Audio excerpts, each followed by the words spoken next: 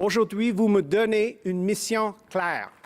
Le Parti conservateur du Canada a un nouveau chef depuis la nuit dernière, Erin O'Toole, qui promet d'unifier son parti, mais aussi de réaliser sa vision d'un Canada plus prospère et plus uni. Alors, quelles sont ses principales promesses économiques? Je reçois Jean-Pierre Aubry, économiste indépendant et ancien cadre de la Banque du Canada. Bonjour, Monsieur Aubry. Bonjour, Mme Gauthier. D'abord, quelles sont les grandes priorités économiques et fiscales de ce nouveau chef conservateur? Bien, je pense que sur le plan système économique, il préfère un système où le gouvernement est moins présent que maintenant. Il donne l'impression que le gouvernement est trop gros et il aimerait à long terme réduire sa taille de façon, selon lui, à permettre au système privé, au secteur privé, de se développer beaucoup plus, ce qui, selon lui, devrait faire que, par exemple, la croissance du PIB, au lieu d'être 1 à 2 serait à 3 par année. Est-ce qu'il y a dans ces mesures, M. Aubry, des idées qui sont peut-être plus novatrices que d'autres, ou si c'est finalement dans la plus pure tradition conservatrice? Pour moi, dans l'ensemble, c'est dans la plus pure tradition. On préfère un gouvernement plus petit, on veut donner de la place au secteur privé. Et le gouvernement ne doit pas intervenir à tout bout de champ dans l'économie. Il veut simplifier, par exemple, l'impôt, que ce soit beaucoup plus facile, les taux d'imposition plus bas, de sorte que les gens ne perdent pas de l'argent à verser des acomptes au gouvernement, mais plutôt à investir, consommer ou faire d'autres choses. Donc, on veut bien sûr, comme vous le disiez, investir dans l'entreprise privée, en fait, pour permettre cette croissance économique. C'est un principe, comme vous le disiez, qui est cher aux conservateurs. Dans le contexte actuel, c'est-à-dire d'une pandémie, mais aussi d'une récession, est-ce que c'est un objectif qui est réaliste, selon vous? Bien, il faut faire attention. On est en récession, on commence la reprise et ça veut dire que le gouvernement apporte du support à l'économie de sorte que le gouvernement est en déficit. Mais M. O'Toole accepte le fait que ça va prendre un certain temps pour revenir à ce qu'il appelle l'équilibre budgétaire, que ça va être assez long. De sorte que il n'arrivera pas au pouvoir pour dire « je veux rapidement revenir à l'équilibre budgétaire ». Par contre, à plus long terme, il voudrait même faire des surplus de façon à réduire la dette.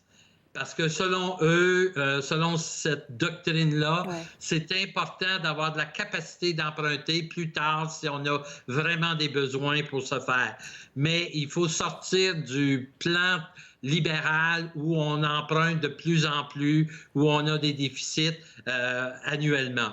Et on l'entend beaucoup dire ça, effectivement. On veut sortir de cette façon qu'ont les libéraux de gouverner. Vous dites pas tout de suite l'équilibre budgétaire, mais clairement, il veut un retour à l'équilibre budgétaire. Absolument. Il veut même possiblement faire des surplus pour réduire la taille qui a beaucoup augmenté à cause de la pandémie. Et pour ça, il va falloir réduire les dépenses. Il ne s'en cache pas non plus. M. Aubry, il veut un examen complet, justement, des dépenses publiques. Une règle même qui dirait une dépense, une économie équivalente. Et Erin O'Toole reste quand même flou sur les endroits où on va couper. Est-ce qu'on doit craindre une période d'austérité si, par exemple, les conservateurs reprenaient le pouvoir? C'est difficile à dire. Disons simplement le gouvernement va être beaucoup moins généreux qu'avec les libéraux. Mais on pourrait imaginer à un moment donné où il se dit c'est important de faire ces surplus-là, il faut couper dans les dépenses du gouvernement. Et comme vous le dites, il ne le dit pas. Et c'est pas nouveau ce genre de tactique électorale-là.